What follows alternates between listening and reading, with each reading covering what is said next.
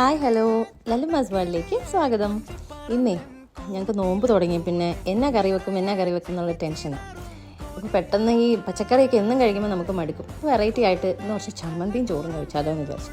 നല്ല പച്ച മാങ്ങ ഉണ്ടായിരുന്നേ. അപ്പോൾ പച്ച മാങ്ങേൻ്റെ തൊലിയൊക്കെ കളഞ്ഞ് വൃത്തിയാക്കി എടുത്ത് കുറച്ച് വത്തലമുളക് നമ്മുടെ പാനിലിട്ടൊന്ന് ചൂടാക്കി എടുത്തിട്ട് കുഞ്ഞുള്ളിയും തേങ്ങയും ഒരു കുഞ്ഞ് കഷ്ണം ഇഞ്ചിയും കരിയാപ്പിലേക്ക് ഇട്ടിട്ട് അങ്ങോട്ട് മിക്സിയിലിട്ട് നന്നായിട്ട് അങ്ങ് അരച്ചു ചമ്മന്തിയാക്കി എടുത്തു. ഇച്ചിരി വെളിച്ചെണ്ണ അത് ഇച്ചിരി കുഴിച്ച് അതിനകത്തേക്ക് ഇട്ട് അങ്ങ് മിക്സ് ചെയ്തെടുത്തു.